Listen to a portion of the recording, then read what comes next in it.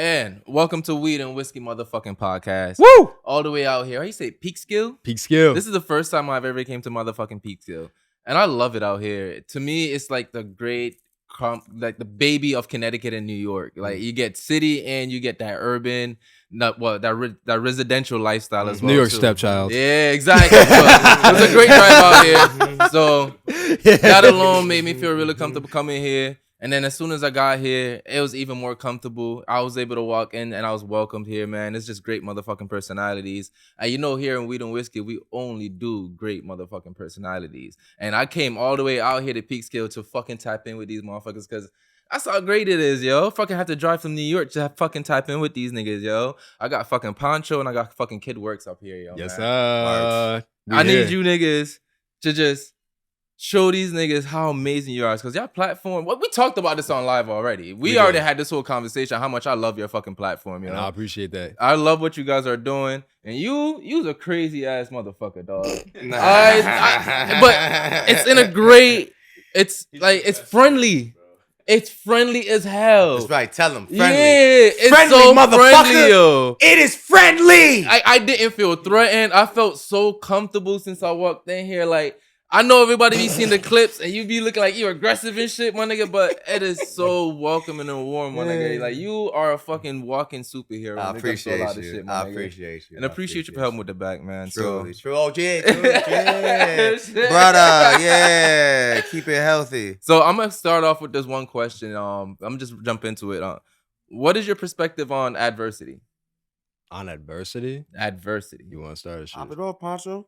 I mean, it really would depend in what area we're talking about. Mainly internally. Internal? All right, well, I do want to address external real quick. If it comes to external adversity, I don't know. I block that shit out. I don't hear it because a lot of that time that's just other people projecting. That's not actually true adversity. That is a whole fucking podcast on its own. Facts. Internal, I mean, shit, go to the gym, tell myself shut the fuck up. If my voice isn't loud enough, he'll tell me shut the fuck up. And so what does it look like? What does what does it look like? What does it look like? You can't do that. You can't afford that. You can't actually have a big media platform. You can't actually be successful in music. Who do you think you are? You were a C student in school. You this, that, third, struggled in sports, had to work your ass off. I eventually got good, but like barely played for a lot of my sports career. Like you're that. You can't be successful podcaster, successful media channel owner. Nah. So that's what it would look like for me. But at this point now, a lot of those voices have died down. Yeah. But yeah. What about you? What about you? Adversity for me. Internal adversity. Internal adversity, I don't think I have as much of. I have had more external adversity, at least for the past few years, because that was when I made the shift from making my internal the enemy, and my internal became the ally in the fight to be self. I recognized that like there was a lot of shit internally that wasn't mine. It wasn't of my own creation, wasn't of my own making, wasn't of my own design. And then once I got to that point, I started just letting go of it. So the internal adversity, not so much. External, crazy baby moms, fake charges, getting arrested for shit I didn't do, beating the cases, CPS being in my life over a year, beating all those cases, everything unfounded. Just literally going through all of the most cliche bullshit you can imagine for a black man.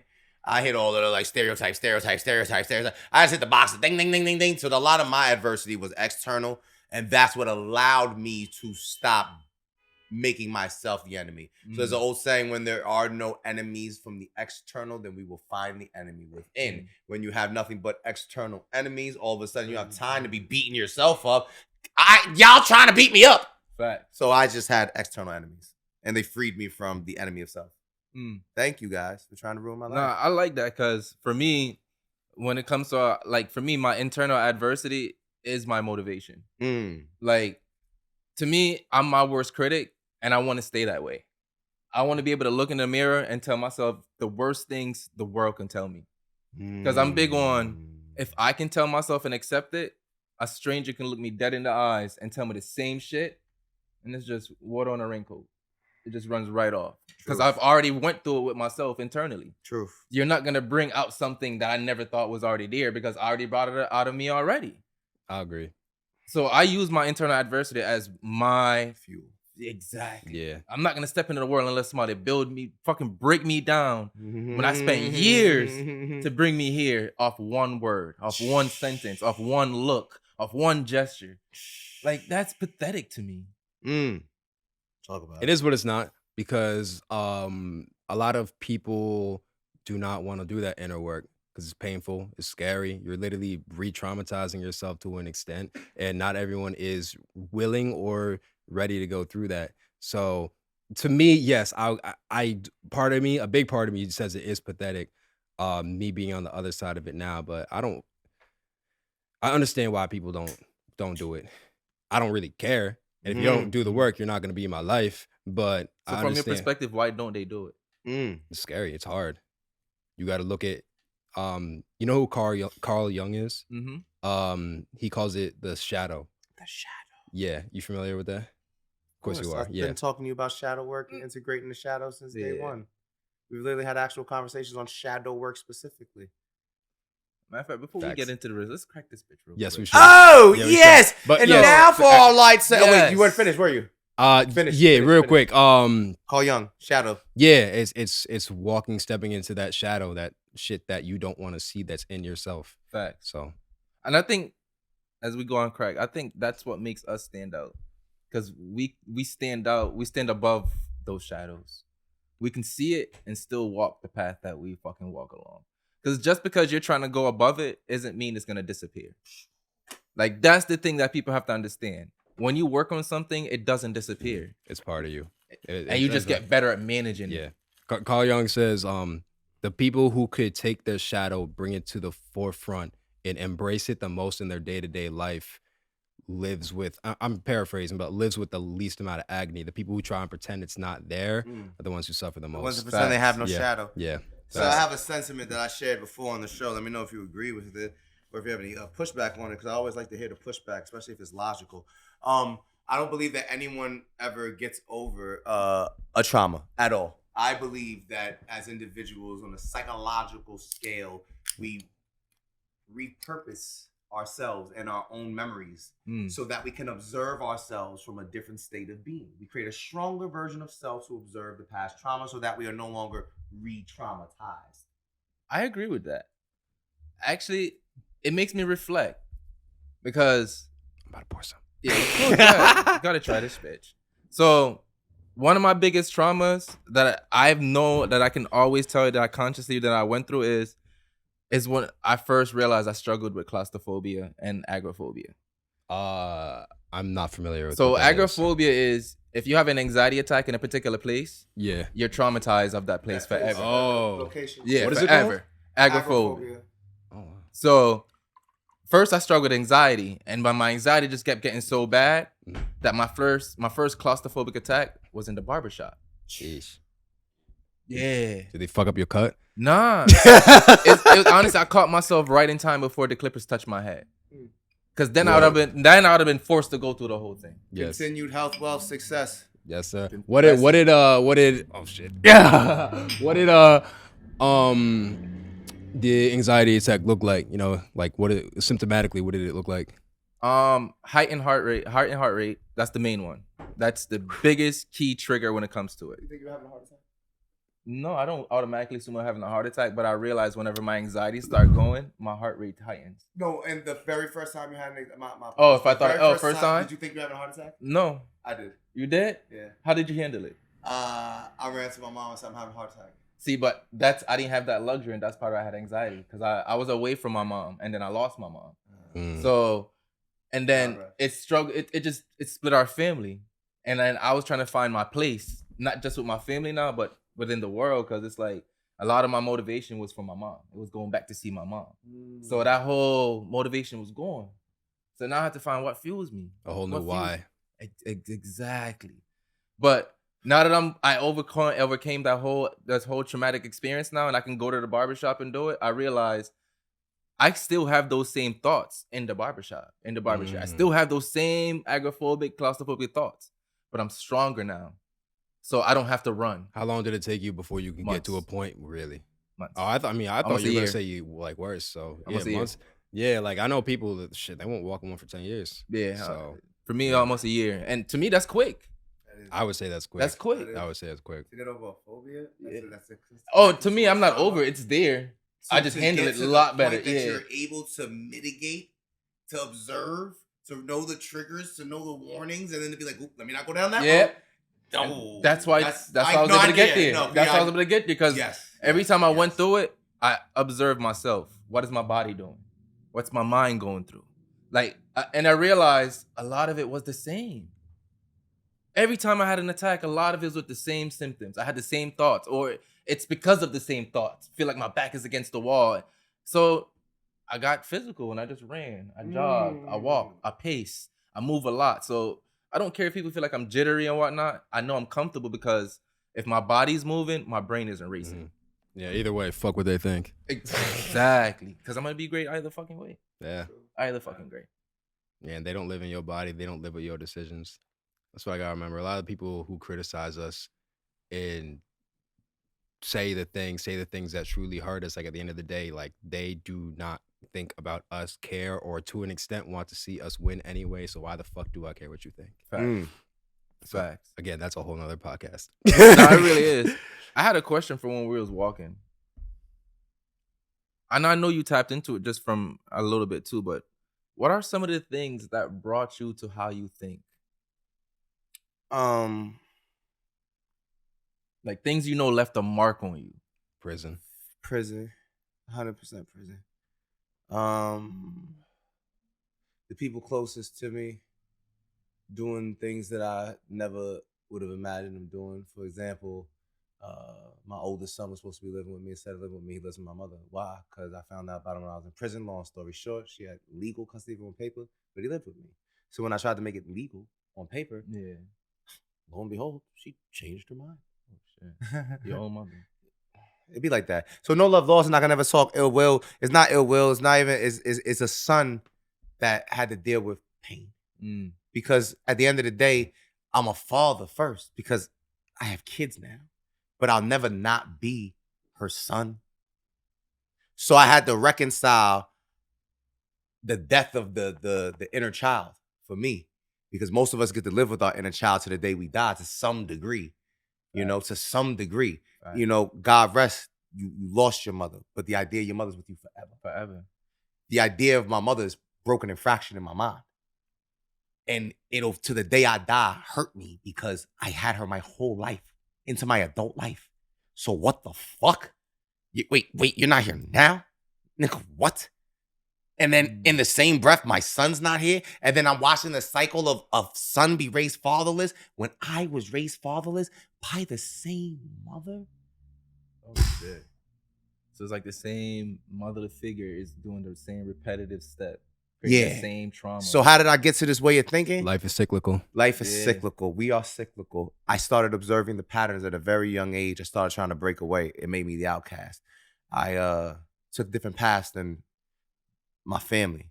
That made me an outcast. I stood firm on the choices I made in my past that I've taken, as I still do till this day. Same path, same choices. Nothing's changed. I've only gotten better, stronger, and more adept at walking the path. And then through and through, I was studying, I was reading, I was finding public speakers like Jim Rohn, Earl Nightingale, E.T. I found David Goggins. I found C.T. Fletcher, who followed the Alpha Fitness account. Shout out C.T. Fletcher. And I just found voices that looked like me, voices that didn't look like me, voices that were from the opposing side, people I never would have let myself listen to.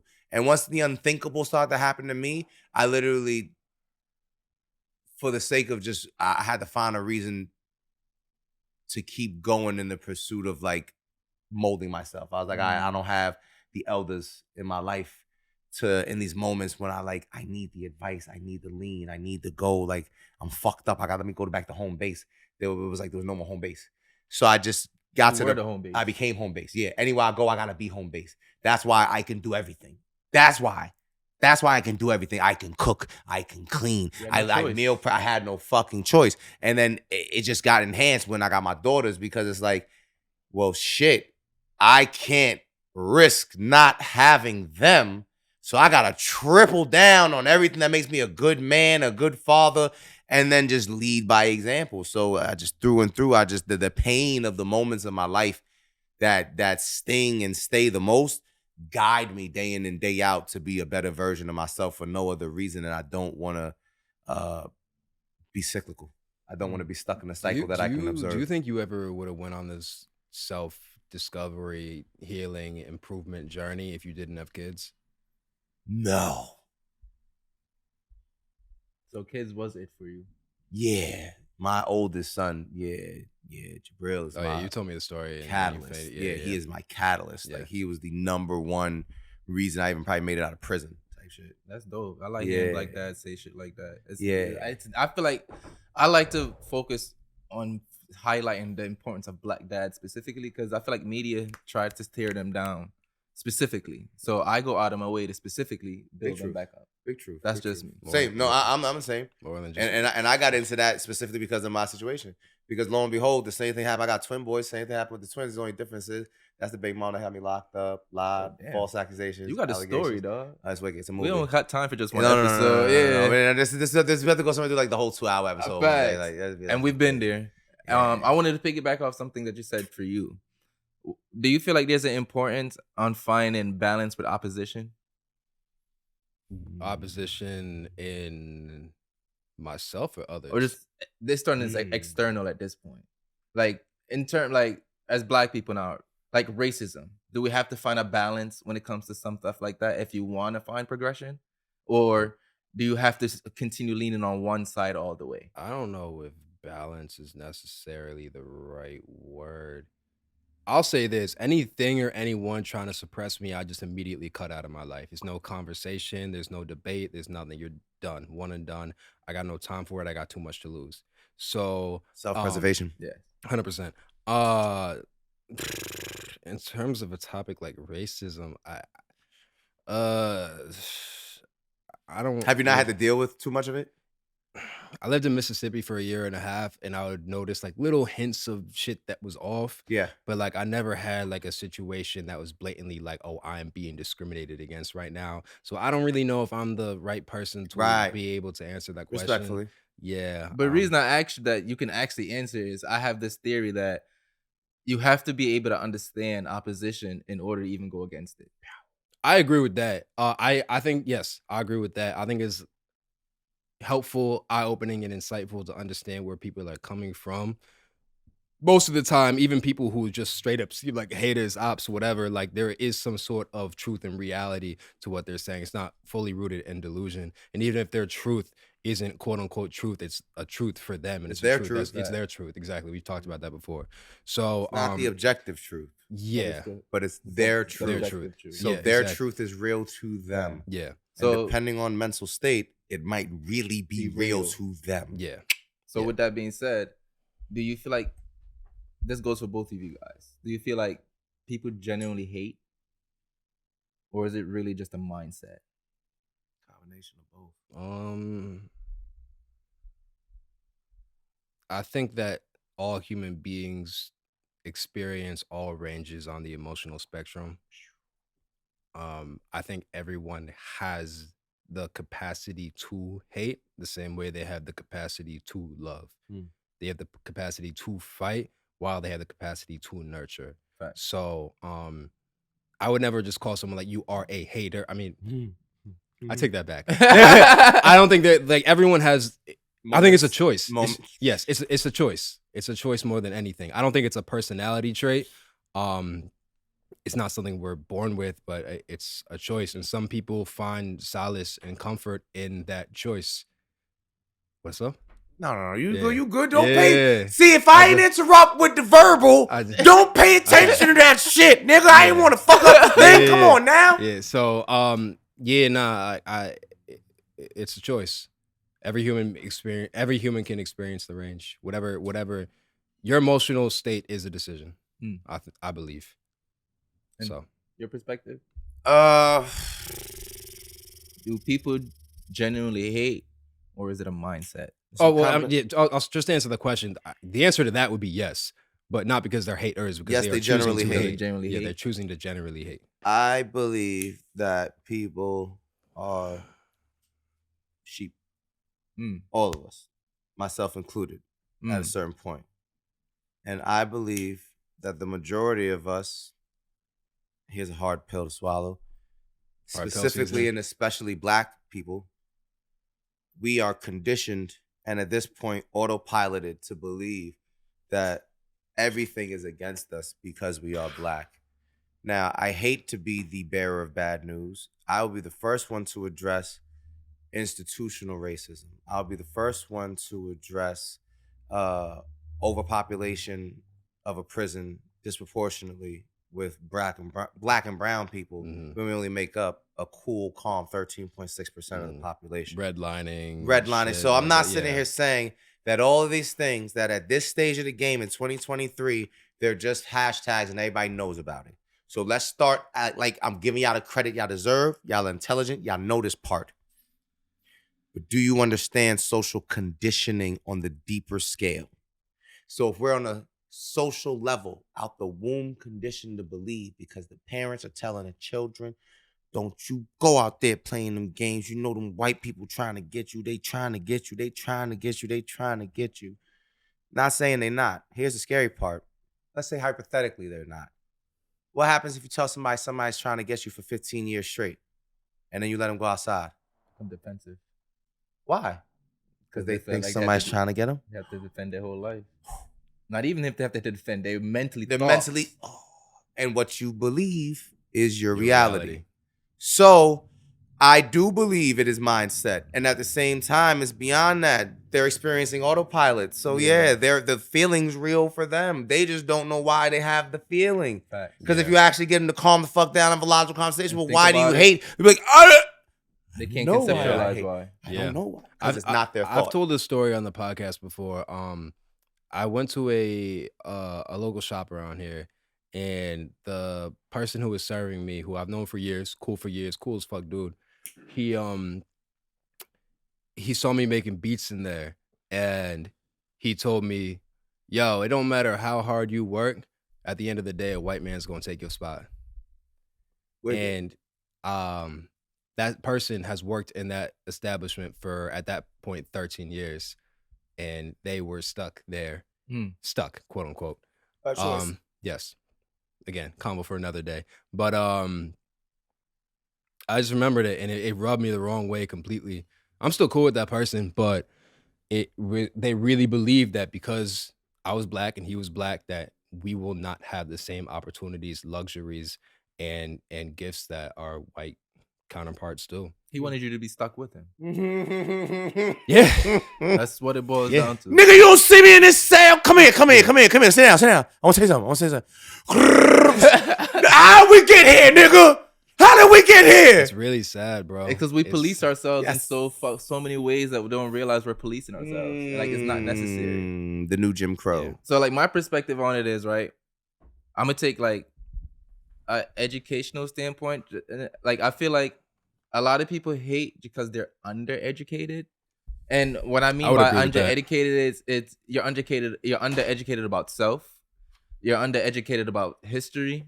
You're undereducated about your family. You're undereducated around your surrounding, society, how things are supposed to work. You don't truly understand it. So you just take the easier route, which falls into what you guys are saying. So you just take the easier route. The things that's already being shown to you, the things that you're already going to, because they say we always end up to being like our parents because inevitably we go back to what we know subconsciously. Yeah, facts. So I feel like when you don't take the time to learn yourself, your family, your history, people, just symbols, read, understand culture, you don't give yourself the room to even love properly. I agree.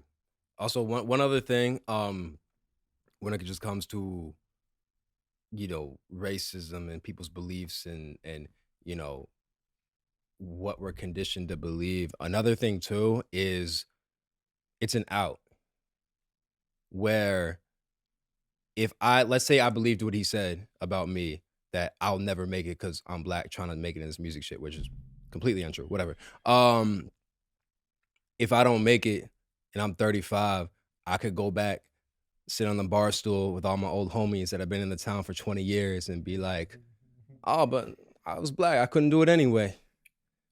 Yeah. So then when I'm not working, you already got when I'm bullshitting, your excuse. Yep. When I'm not doing the things I need to do to get where I need to go. Oh, I'm black. I'm not going to get anywhere anyway. It's an out. Why strive to be great? You ain't have a shot anyway, right? It's just easy to be lazy for a lot of people. I was about to say nobody's special. Yeah. Choose to be great. But that's why I was telling you, like, I don't want to chase something that's attainable to the mass. Like, fucking normal life. Yeah, I don't care if people want to call me petty. I don't care what derogatory terms you want to use to describe me. But if too many people like shit, I don't like it. It turns me the fuck off. Like, I can't listen to mainstream music anymore. Yeah, like, I don't like it. Yo, like why do so many people like it? And then I understand the psychological stuff behind it as well too. Exactly. So now, because I'm educated with certain things, now it's like, if I feel like I hop onto that, even just to understand why to a degree, based on when it's heightened elevations, heightened energy involved, I can get sucked in without even realizing it. Like, people don't understand energy is huge when it comes to all of that shit. There's a reason why the mass gravitates towards it. Nigga, we're energy. So if everybody's going towards something, how much energy you're putting towards it, what are you getting out of it? And what's going to be the results of that? What's going to backfire back on it?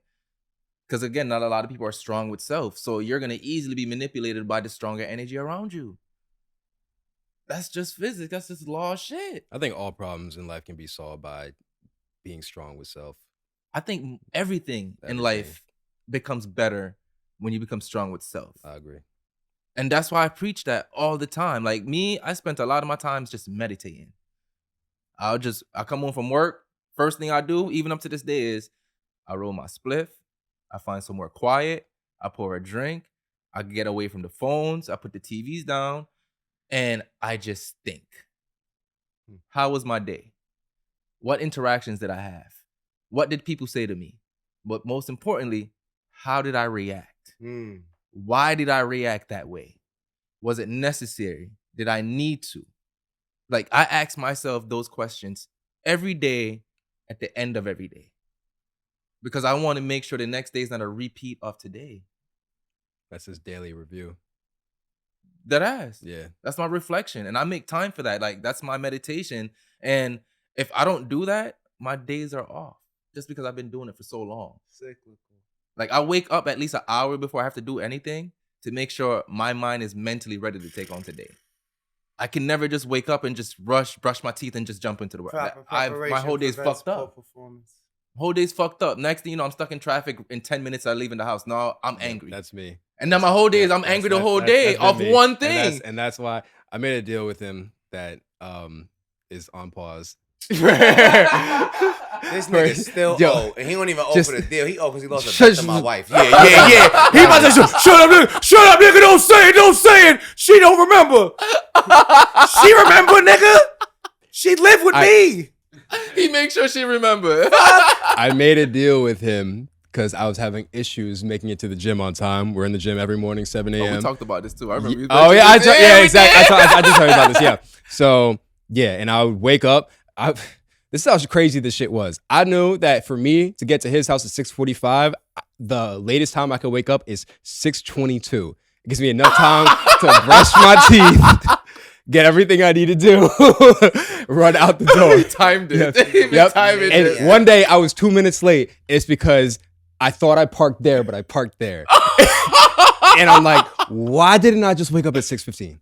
Because now it gives you time for your. Because when you wake up, you're everything is hitting you. Yes. Everything is hitting you at once. Because you're coming out of REM sleep. So literally, all your conscious thoughts are hitting you at once. You're not realizing what the fuck is going on. Back to reality. Exactly. Yep. What the fuck? So, and for me, most of the times, my mind don't sleep. Like my body's asleep, but mentally for like 6 hours, I'm in a whole nother dimension. Fake pauses. Real shit. Yeah. Like, I'm still aware of everything. Most of the times, I feel like I could see my room while my eyes are asleep. Like, that's how deep I've gotten with a lot of shit. But sometimes it's a little unhealthy because I don't sleep a lot. But that's why I said I give my time just to start the day off mentally right. Because if I don't do that, I want to kill people. Respect. And metaphorically. Yes. In my head, I do. Everybody has thoughts. I think in your head, you're supposed to kill people. I don't think that's true. Everybody has thoughts about killing people. I feel like 90% of people killed somebody in their head. Yes. Most of the times. Whether it was when you were a little kid and you imagined after seeing your first horror movie. Actually, yeah. I want to say 99. Human Yeah, I agree. being had an invasive, violent thought in their mind. When I was playing basketball, of a condom. 99.9% of people basically had malicious thoughts about killing somebody. When I was a kid, I used to think about punching my basketball coach in the face every day. Best coach ever. He made you run too much? No, literally best coach ever. I just wanted to punch him in the face. He was like, I hate your fucking face. I didn't even hate him. I didn't even hate him. I loved him. I just wanted to punch him. He just wanted to punch him in the face. He was like, you are cool as shit. You know what Jamaicans said about that? His spirit just don't take on to him. Like if you ever on a Jamaican, it's like, you know what? My spirit not to take on to you, know? It don't mean that means you gave them no reason not to like them, but something about your energy just rubs them raw instantly. And from that day, they would never like you. Yeah, that's everyone. Never. That's everyone in our comment section whenever he speaks. Listen, I'm chatting on with this fish. Fuck you say. I think this man is a God-given walking superhero. Only because like people like him say things that even if you don't want to hear it, needs to be said. And facts. Most importantly, he's not scared to say it. There's a lot of people who have important shit to say, but they're scared of the ramifications that comes with it. Yeah. They're scared that people might actually even praise them for it. Because now if people praise them, people are going to tear them down at the same time. Yes. At some point. At some point. That's why a lot of people don't want to be tall. Because when you're tall, you're easy to be tearing down. You don't want that. You don't want to stay small your entire life. I agree. If you want a peaceful life, do not do what he does. But if you want to, if you want to make a difference and make an impact. If you was in the 70s, would you be a civil rights leader? If I was in the 70s, I would have been in a paramilitary group working with the blacks. Not the Russians? Not the Russians. Not in the 70s. Not in the 70s. Not in the 70s. Yeah, you're not getting away with that. Hell nah. They ain't gonna love you like how they love you today. That's a fact. I ain't cool back then. How did they get this nigga in here? Nah. Yeah, I don't know. I think I'm very well versed on Bobby Seals. I'm very well versed on Huey P. Newton. I'm very well versed on a lot of the different leaders of our time. I don't think just me being me, if I was transplanted into that time period and then somehow, some way my psyche ended up being the same, I don't think I'd be a civil rights leader because I would have already understood or overstood early on that y'all niggas gonna die. And I wouldn't even have been saying on some jest shit. I've been like, look at what's happening. You're making waves. That's bad. We have real enemies. They have real guns. They have real agencies. They have real disposable incomes. My brain just worked like I look pattern recognition. So I've been like, I'd rather be in a paramilitary behind the scenes. No one even knows we out here shit doing some shit like what's the show where they be killing the Nazis on Amazon with Al Pacino or there's a show, you know what I'm talking about. There's a show and they be killing the shit out of Nazis and it's based in the 70s. That I would have been with them niggas. There was Nazis in America that escaped here after World War II.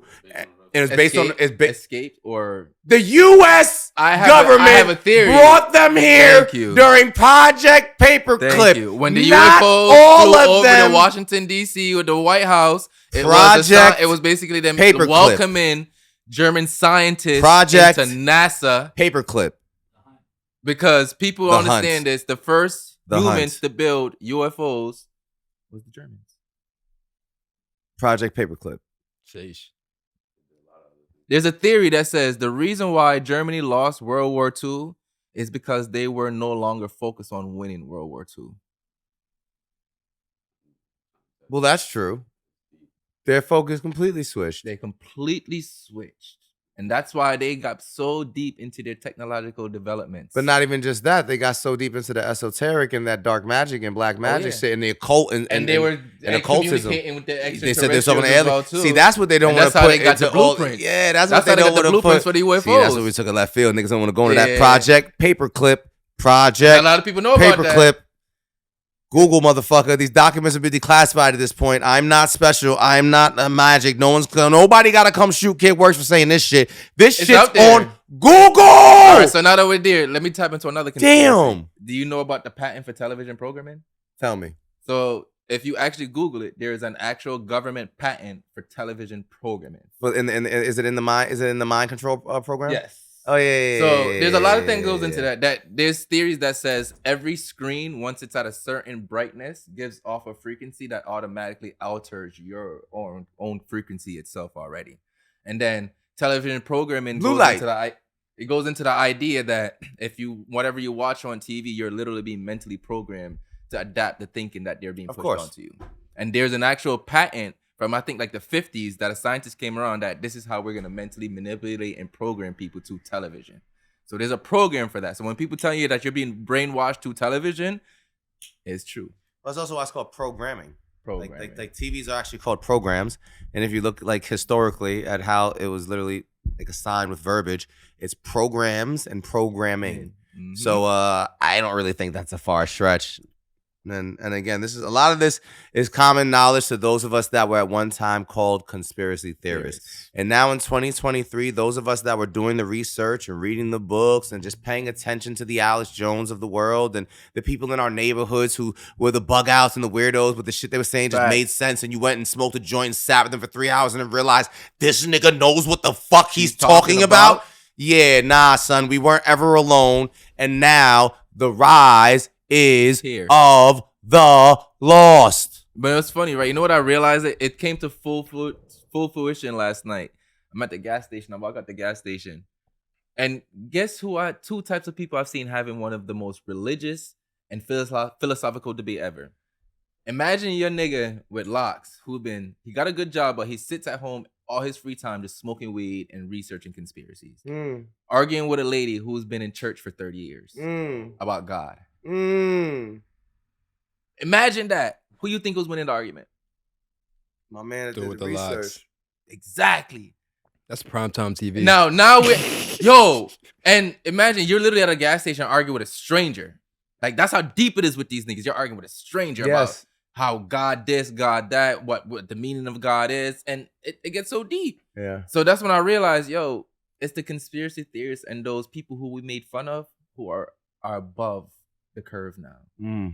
They're already winning because they're more prepared for the psychological war that's already ahead of us. Psychological, spiritual, and physical. Yeah. That's going on. And biological. Currently, biological. The pendulum is Physical swinging. falls into physical. Yes. Yeah. Biological though. Yes. Yes. To be specific, biological. Yes. Biological been going on for a while. Yeah, now, for a too. while. That ain't nothing. Wow, now China been making fake food since the 70s. China, Bill Gates buying up all the motherfucking farmland, all of this shit. Man. Yeah, all of this shit. I worked at Black the airport Rock one time, and this guy who worked for Vanguard. Pratt & Whitney, he told me about something called a death seed. A death seed is what the government can go put in any farmer's crop. It's just one seed they plant, and it kills the entire crop.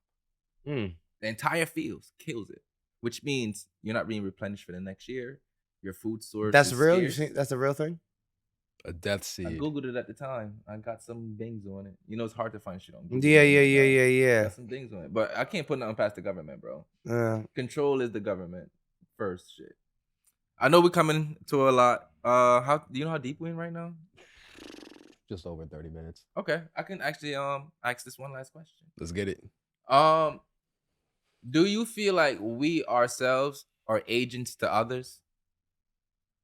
Agents from the Matrix? Like the Matrix type of, yep. Do you feel like we're agents to others? Yeah, hell yeah.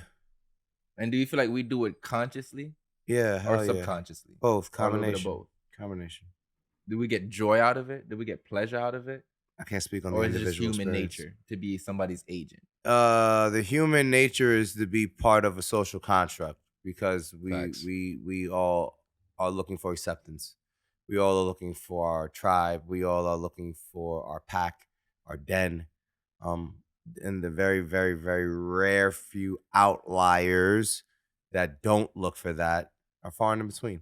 For the rest of the 8 billion on the planet, they all looking to fit in somewhere. How do you handle when you realize you are becoming somebody's agent? On a personal level, I become the observer. I stop trying to Depends who it is, too. Yeah, well, if it's someone, my circle's super small, so I'm purposely going out of my way to afford the same tools to growth and or success and or personal development that I found on my personal journey of growth, success, and development. I share that with those around me. and if those around me are vehemently and adamantly going out their way not to use the tools and then returning with the same qualms, quarries, and or issues, then I just end up, changing the circle. And then for you, because you're a little bit more chill, you're a little bit more relaxed compared to him when it comes to your personality. I know I am. No way. No way. I thought you were talking to me. I said, I know I am. I know I am. So he's a live wire, this when one. you realize that you Maniac. are becoming somebody's agent and you realize you are stunting somebody's progress, not even realizing at the time, it's a hindsight type of thought. How do you go ahead proceeding with moving forward with that? If I'm stunting somebody's progress, it's kind of like in that whole situation where, oh, you're not going to go far. You're going to be black. You're black. When you realize you are the guy who said you're not going to go far because you're black. I got to check myself. What belief am I holding that would make me put that on somebody else? That's huge. Yeah, that's huge because there's a reason why you're doing it. So you got to figure out if I'm going to want to change this action, what's the reason that's triggering it. Exactly. I have some limiting belief that I need to sit, work through, figure out where it came from, who it came from, because it probably didn't come from me. It's probably someone else's voice manifesting in my mind and coming out in my thoughts. Right. So I'd figure out where it came from and then evaluate, is it valid? Is it not? Like if someone's like, hey, I think I could fly off this building. Nigga, no. So is it valid or is it not? And if it's not valid, then if it's someone I care about, I would go back and say I'm wrong. Facts. It's important to admit that you're wrong. Yeah, hell yeah. That's super huge. Not a lot of people can do that, and I feel like it shows a sign of maturity, especially as a man.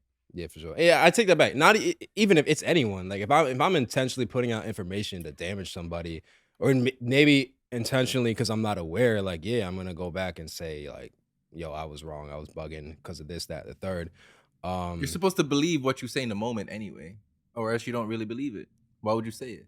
I'm supposed to believe whatever you're preaching in the moment, you're supposed to stand behind it until you learn otherwise. If I'm in a moment of, speaking and trying to educate. That's what I'm saying. Yeah. That's why I think the importance of admitting when you're wrong is so important. Like, well, that was fucking redundant as hell. It happens. But that's the importance of admitting when you're wrong because you're supposed to wholeheartedly carry your truth in that moment. Like me, I believe passion changed the world. And passion influences people. And intentions matter at times, but if you're going to have a conversation and you're not speaking from a place of passion, then you're not going to really make the progress that you really want or make the influence that you really want as well, too. Because sometimes people don't know that they're wrong in the moment until you hear it. They hear you say it or hear you correct them. Sometimes people have to hear it. Is passion the right word? Might not be the right word, but everything I do has passion behind it. So that's, for me, it's the right word. Hitler had passion. We can have a whole conversation about that too. Over some whiskey. Yeah, obviously. Yeah, we can talk about the Rothschild and how the Rothschild was involved in. Yeah. Rothschilds had passion for that's money. That's why I don't over take away everything. from that word because I am just as good as I am bad. Yeah, no, passion isn't a good or a bad thing. It just is. It's power. It just is energy. It is. Because it's like the same amount of energy I can put in being good, I can put the same amount of energy in being bad. That's a fact. Like hate. I wanted to say this too. Hate is just the absence of love. That's all it is. There's no such thing as hate. Hate actually don't exist. It's when you take away love from somebody that hate itself become a thing. But in reality, they're just lacking love. The minute you put love back into them, they're good again. I hate pedophiles. I say death to them all. No, that's just having morals. No, but I hate them. I hate their existence. I get that. No, like I get that. No, like I hate. I can't even argue with that. I can't. Yeah.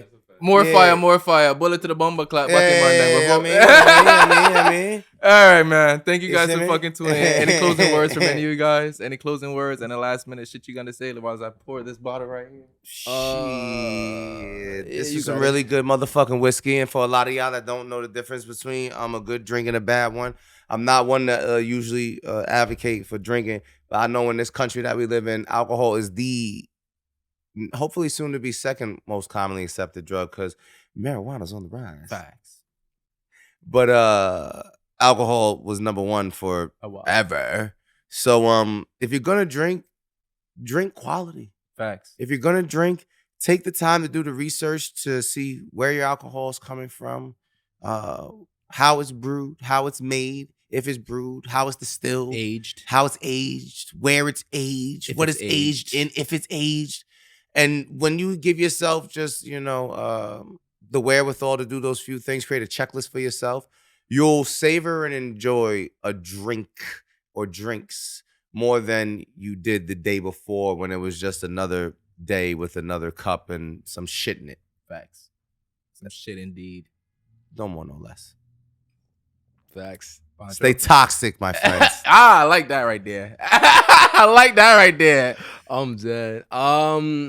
Shit. Lots of interesting points brought up. I'm excited to watch this back and do some more of my own research because some of the things y'all were talking about I wasn't familiar with. So that's the conspiracy. Yeah, we got some conspiracy shit. Yeah, I'm gonna look into it. And that's the surface. Yeah, I'm sure. So not even. So that shit that everybody know about for the past like 20 years. Yeah. I live under a rock. I don't know anything until people tell me. What'd you say? All right, Patrick. Hey, I'll take it. He's like, who the fuck is Patrick? He's like, who the fuck is Patrick? Nigga that much under the rock. No, I'm not that much under the rock. But hey, I'll look into like it. Like a rock. God damn. I appreciate you taking the long trip here from damn near Hartford. Like that's a commitment. I loved it. That's why I made it count. Hopefully, it was a good episode. This Hopefully, was amazing. Experience. Yeah. First of all, we met. Yeah, it's true. Facts. Like I met y'all in person. We could be vibed. That already, I won off that already, bro. Yeah. And it was vibes off the jump. Facts. That's a fact. That's what I'm saying. We met, bro. We drank whiskey immaculate together. vibes only. It's not just comments on the Instagram no more, nigga. We met. Facts. In person. And then the episode is the plus for me. Yeah, we out here. So I would drive this again. Yeah. Just to drink whiskey. This is a weed. Smoke with this y'all, is a nigga. weed and whiskey unrehearsed takeover. Yes. And I loved every bit of it. Honestly, to keep it a buck, bro, this was exactly weed and whiskey. This is exactly weed and whiskey. I'm being real. The whiskey and definitely got the weed. I'll tell you that right now. So you guys were the perfect fit for this year. So thank you guys for allowing me even take over your space. And just be amazing and use your equipment because there was a light travel here. That was amazing. That's a fact. Fact. Yeah. Appreciate you. Thank you guys. Yeah, last thing I'll say, fucking tap into the pod. Feel me? Encore Pod on all platforms. Kyd Works on all platforms. Poncho Island on all platforms. But just tap into the pod. I'm more invested in that than my personal channel right now. Definitely tap into what he's got going on. I could tell this is just the beginning of what you have. Definitely weed and whiskey, man. I might have to tap into some of the people I know that whiskey fans and try to find some people for you. Facts. We're going facts. Yeah. We're going to tap in. Yeah. I know some whiskey fans. Oh yeah. And especially when they're younger like us too. Yeah. I'm dead ass. I have a whole pitch for sponsors in my head now since my not even failed experiments, but just off my not even shortcomings either, but just off my experience. I've learned how to go about my conversations and how I want to start getting a sponsor or expedite the process of me getting a sponsor. Are you more assertive now? Yes. Okay. A lot more. More direct. Yeah, I'm sending emails every day. Maybe. Hey, I respect the worst you can do is not email me back. There you go. But you gonna see it. Swing in the dark, man. That's a fact. Thank you guys for tuning into Weed and Whiskey, and you know how we'll fucking end it. Shout out to you, fucking Quell. I should have did this in the very beginning. I do apologize, but you still my brother. That you here in spirit. We're gonna come smoke and drink when I get back home. But the best way to end it is, please, it's 2023. The only way to do it is grab her by the pussy with consent. You guys have an amazing time and be great. Facts. Unrehearsed! Subscribe! Facts. I'm fucking dead. Wunderbar! Oh, shout out Private Victories for the drip too. Another thing too. They sent us some y'all see how we flex out. But that's yo, future reference, and this is a sidebar to any and all vendors. I am 6'4", 225 pounds. This is my mistake. Yeah, this is my mistake. Than I thought. I don't give, ain't no mistake, nigga. I have a public profile. I am easily Googleable. I told him. And there's I told him to send mediums. Reason I told him to send mediums. Sitting in a motherfucking medium. If I stand up right now, you gonna think I'm trying to be a Magic Mike. It's a crop nigga, top. You gonna think I'm trying to be a Magic Mike. And I'm telling you right now, I'm not that coordinated, nigga. I'm not. It's not going down. I'm just throwing it on a fucking bitch forehead. It's like the 10th time you mentioned Magic Mike in the last 2 days. Yo, listen, I B. think he wants to be a stripper. It's on Netflix right now, and it's being recommended. And every fucking time I scroll down and I'm rolling up some What are weed, you watching for them to recommend that? nigga. That's the next podcast. I'm That's the next podcast. I'm watching fucking Baki. I mean, maybe it's the JoJo's. Maybe it's the JoJo. It might be the JoJo's Bizarre Adventure. It might be the JoJo's Bizarre Adventure. For everybody that watch JoJo, you know that they be trying to show you some weird shit after you watch JoJo. All of a sudden, you be like, why are you trying to show me this? I don't want to see this. You be like, you watch JoJo because you watch JoJo's Bizarre Adventure. You might like this. We think you might. I'm like, nigga, what is that? And then you end up liking it. Yo, Fucking crazy. wicked. Fucking That'd crazy. be great, guys. Unrehearsed. Yeah, appreciate you watching. Send me a large. We out. Peace. Thank you guys, man. Good shit. Woo.